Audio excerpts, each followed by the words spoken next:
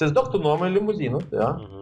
Ir aš nuomoju limuzinus. Ne? Nu, mes kaip ir konkurentai, ne? Tu sakai, ach, tas darazė, nebūtų jo, tai mano biznis yra kito, ne? O aš sakau, klausyk, ar aš galiu savo klientam duoti tavo limuzinų nuolaidą?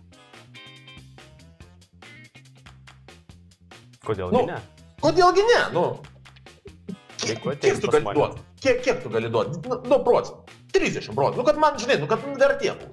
Pavyzdžiui, kodėlgi ne? Nu, kodėlgi ne? 30 procentų. Ne? Čia 30, tai jau čia daugokan, bet... Nu, gerai, 25. Nu, tu nuolda mano klientą. O aš klientui sakau, žinai ką?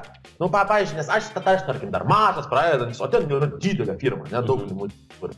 Aš sakau, žiūrėk, jeigu tu pas mane nuomosis, sekančiam kartui aš tau duosiu šitą nuolaidą 25 procentų pas tave. Pas tave. Kas gaunas? Žmogus perka, nu, dabar mano limuzinas, ne? Nu, žiūrėk, šitągi, mano limuzinas, jisai, tarkim, gaunasi, kad, nu, jisai yra vertingesnis, nes jis dar gauna nuolaidą pas tave paskui, ne?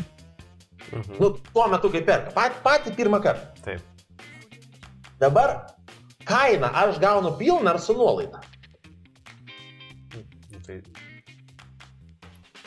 Tu, kai iš manęs nuomojasi, tai aš gaunu pilną kainą. Nu taip. O tu gauni su nuolaidą, tu turi jau nuolaidą daryti. Nu taip. Supranti? Tai aš įgaunu konkurencinį dabar šitągi, yra mano limuziną išbando, gauna nuolaidą kitam, ne? Bet jeigu mano paslaugos geros, ne? Jisai vis tiek gali išbandyti tos kitus, ne? Šitą, mano paslaugos geras, jeigu jisai pas tave, ne, tu turėsi, nu, padaryti beveik, nu, ne už savykiną, bet pigiau, ne? Šit kaip.